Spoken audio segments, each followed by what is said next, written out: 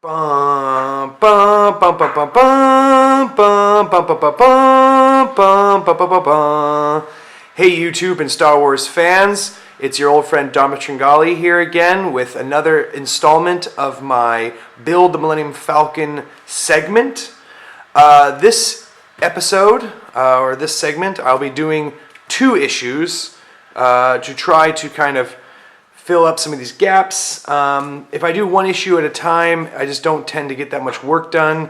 But if I'm going to try to do 2 issues simultaneously with 1 segment for these videos and still fit it all within like a 10-15 minute span of time.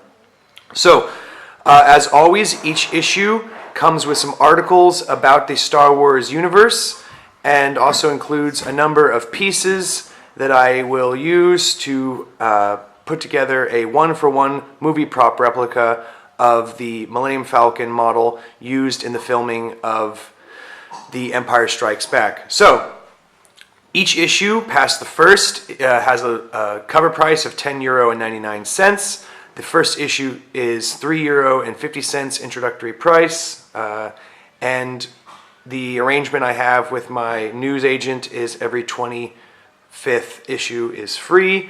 So, with this being issue 31 and 32, that brings the grand total up to €333.20 that I've spent just on these magazines so far. So let's go ahead and jump right into issue 31 and talk about quickly the articles that it covers. So, issue 31, the first article, we have the Starship Fact Files. We are going to finally talk about the Naboo N1 Starfighter. Now, this was our first new ship. Well, I guess not the first new ship, but it was one of the first new ships we saw in the prequel trilogy. And honestly, I loved these starfighters. I loved all the Naboo starcraft, the very chrome finish to them, and they talk about how the chroming process partially helps block out some of the cosmic radiation that one experiences out in the deep parts of space. They also talk, though, that this is kind of a relic of an older time of space travel, that now they don't necessarily need to do that because of the technology. So there were some surprising facts there. Another surprising fact is that for such a small fighter, much like the X-Wing, it has a Class 1 hyperdrive with looks like a range of 1,000 light years. So that's pretty interesting. And the other interesting fact was its weaponry complement. It has 2 twin laser cannons and double proton torpedo magazine with 10 torpedoes. So for such a small starfighter, it actually packs quite a punch, has quite a bit of maneuverability, quite a bit of weaponry. So considering the Naboo are a peaceful people, this is quite a strong defensive craft. The other issues that I thought were interesting was this article about how ecologically friendly the impulse engines were, that they burned hotter to minimize the release of harmful gases. So, I mean, you kind of knew that the Naboo were very ecologically friendly, so that doesn't come as that much of a surprise. The other issue, or the other fact that I found interesting reading this article was this, what they called a high voltage rat tail. The tail end of the ship, the fin, is actually a docking port where energy can be transferred from its docking station, and also commands, battle plans, whatnot. So that was interesting, a little bit of information. Here we have an image of the Naboo starfighters, what they looked like. So there was that. Then we go into this Guide to the Galaxy article on Cato Neimoidia. Has a rotation period of 25 hours, orbital period of 278 local days, has 2 moons, 1 star. It is the first of the Neimoidian purse worlds, and the Neimoidians, if you don't know, are the Trade Federation kind of bug-eyed dudes. This is their first colony world from their home world. Every colony world, every purse world they called them, that joins in their conglomeration of planets was always called a purse world, and also got to add the title of Neimoidia to the end, which I thought was kind of interesting.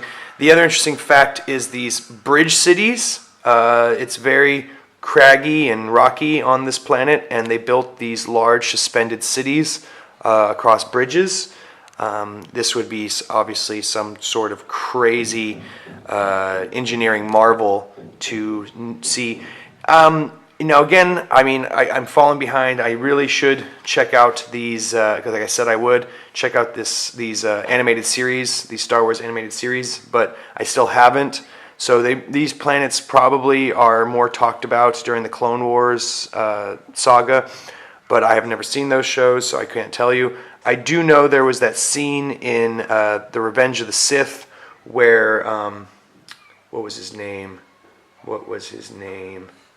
Plo Koon was shot down during Order 66, and I believe they do show him. They do show Cato Neimoidia on that one.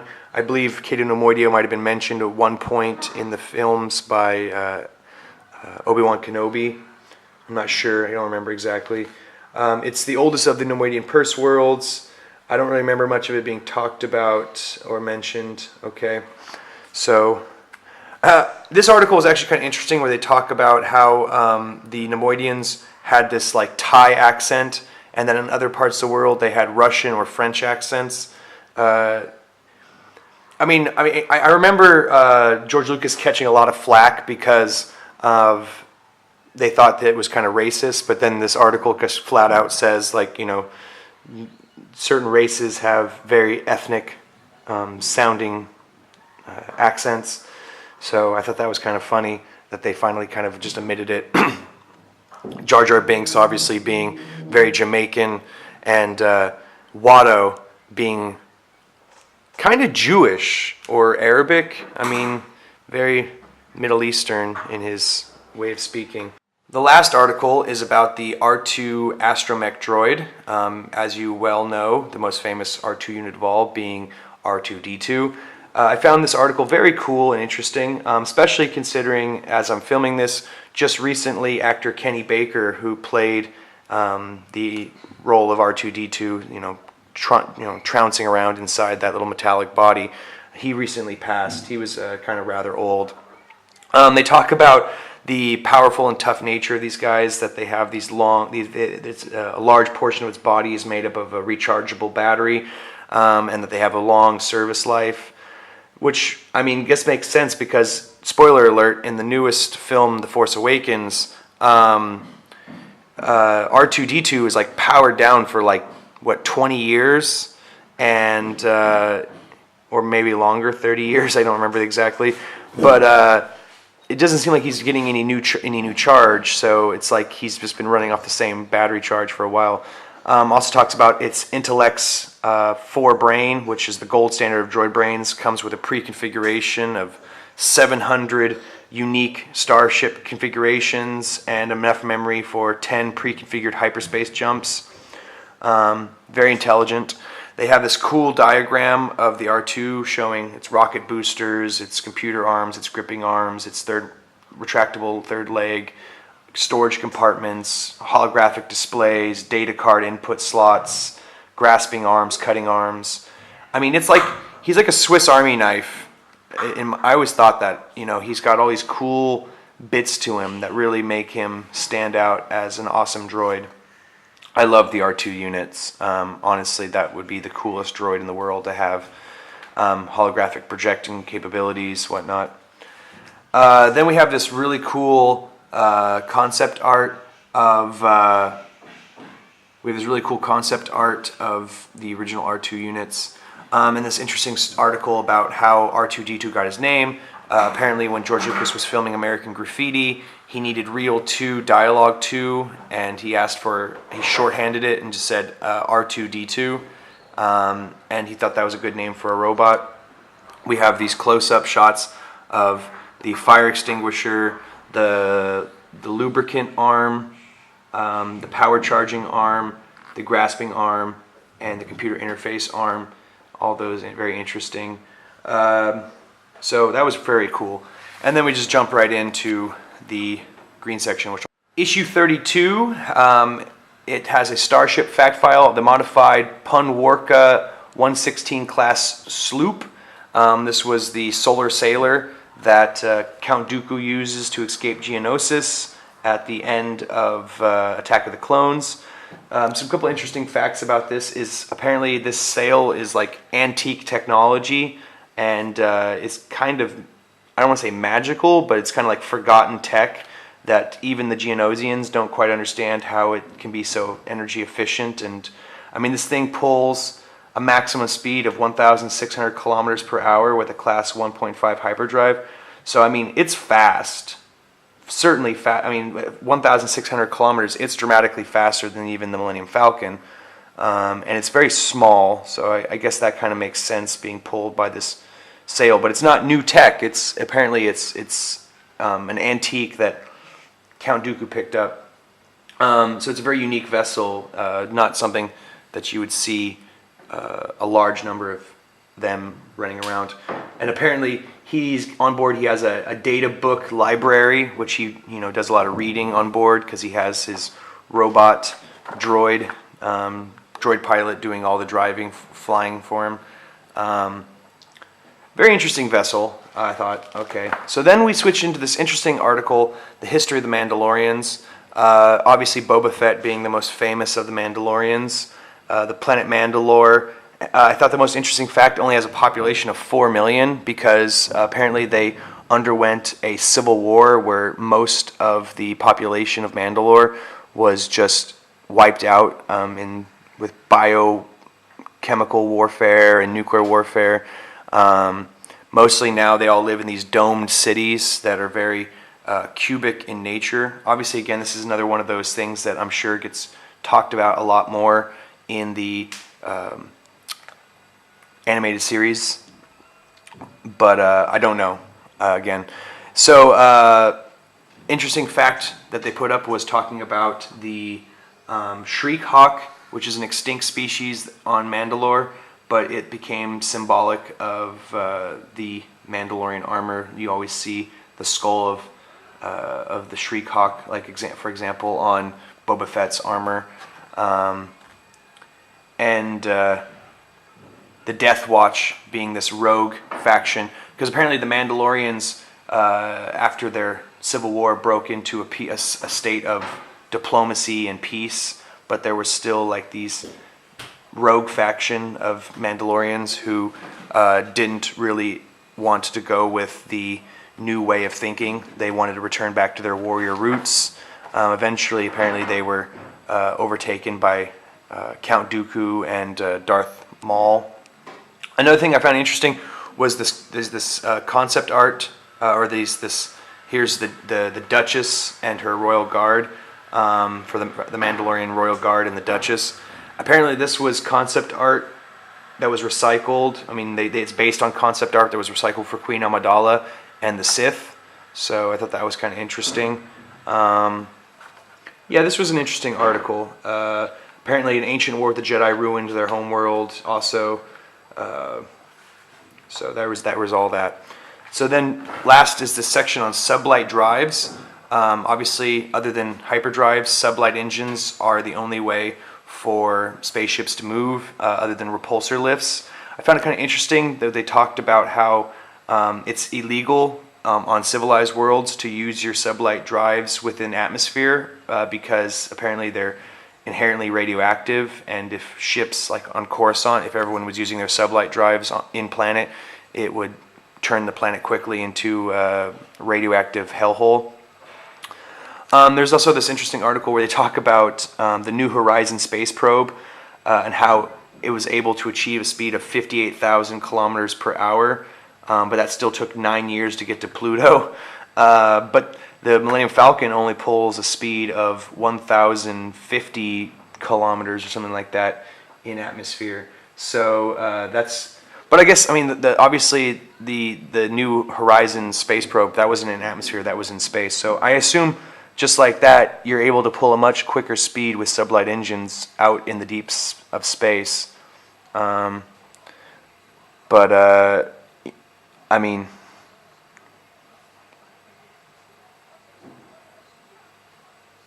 yeah. So I I don't think Sublight engines will get you very far. Obviously, that's why you need a hyperdrive.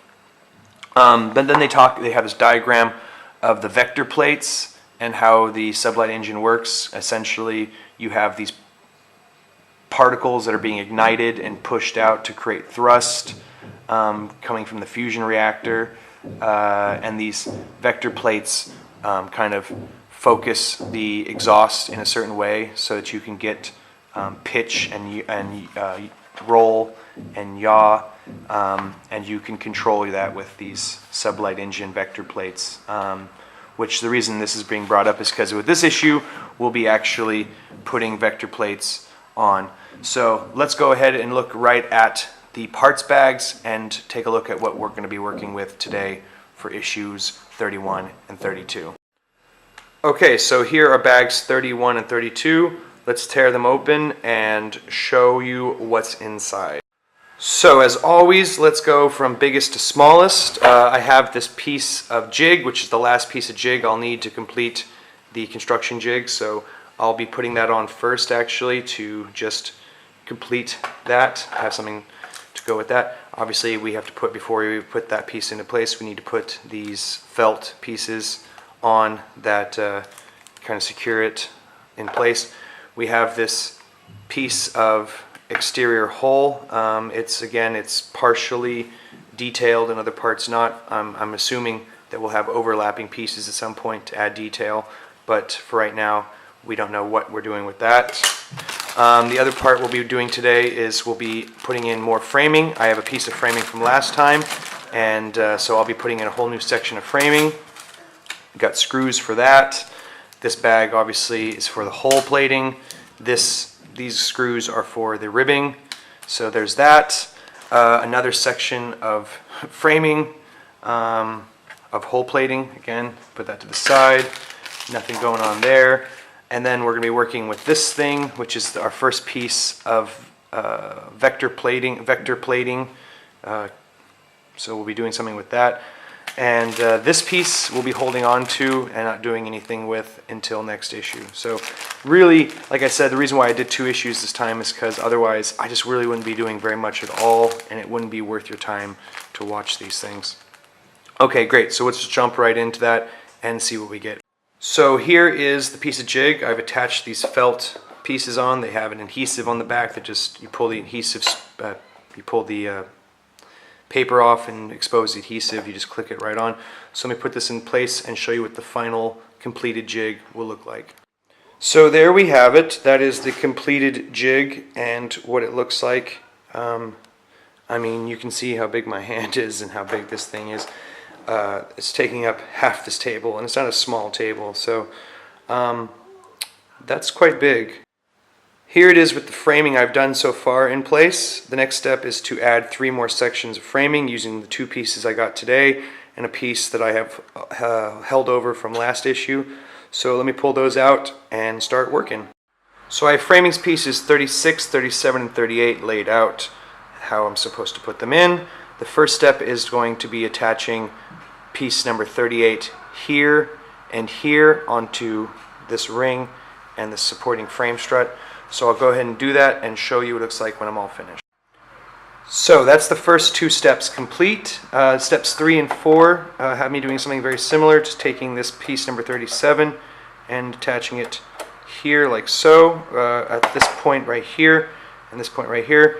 Alright, so after 4 steps, this is what it looks like. The next step is just to try to take this piece right here and lock it into place, putting screws again in these 2 spots. So I'll go ahead and do that. So after step 6, I've put all these together, all 3 of these sections. Step 7 has me putting this ribbing together like you've seen me do before with these gold screws. So I'll go ahead and do that. So here's my strut completely assembled and complete. So the next step is to put it into here. So after 32 issues, this is what I have to show for it as far as the lower framing goes. It consists of 30 pieces of framing, 7 ribs, each consisting of 2 pieces, 28 gold screws holding those framings together, and 122 black screws holding it all together. So this is the vector plating. It's, you know, I'm just supposed to not even glue this into place. I'm supposed to just test fit them. But I'm going to be doing some embellishments later with some paint. So ultimately I don't see any reason to actually mess with this right now. Might as well just keep it all together as is and add it to this enormous bag of hull plating that in the future I hope I'm going to get to do something with. Right now, doing nothing with. Hoping that in the future we get to use those at least. So, guys, issues 33, it looks like I'll be getting 2 more sections of frame. So to go with 1 piece of frame, I got this issue. So that'll mean another section for the lower hull and some more vector plates. So maybe I'll just go ahead and do those in the next issue, do 1 issue next time and spend a little time actually just showing you construction. That all depends on if there's instructions on how to start embellishing these with some paint. I might put that off again. So guys, question of the day. Who do you prefer, Jango or Boba Fett? Personally, I thought Jango Fett was much more of a badass. I feel like Jango Fett had the training, had the upbringing, the warrior lifestyle, but his son Boba, I feel like just kind of took his father's armor and kind of self-taught himself. Not nearly the badass of Jango Fett, but maybe I'm wrong. Give me your thoughts down below. Is Jango Fett the superior Fett, or was it Boba? I mean, we all know, spoiler alert, that Boba is just a clone of his father, but you didn't necessarily have all the rigorous upbringings and hard life situation. I mean, I don't know. Just my thoughts. Guys, take care, and if you haven't already, hit the subscribe button. Make sure to hit that like button, and leave a comment down below for the question of the day. Take care, guys. See you soon.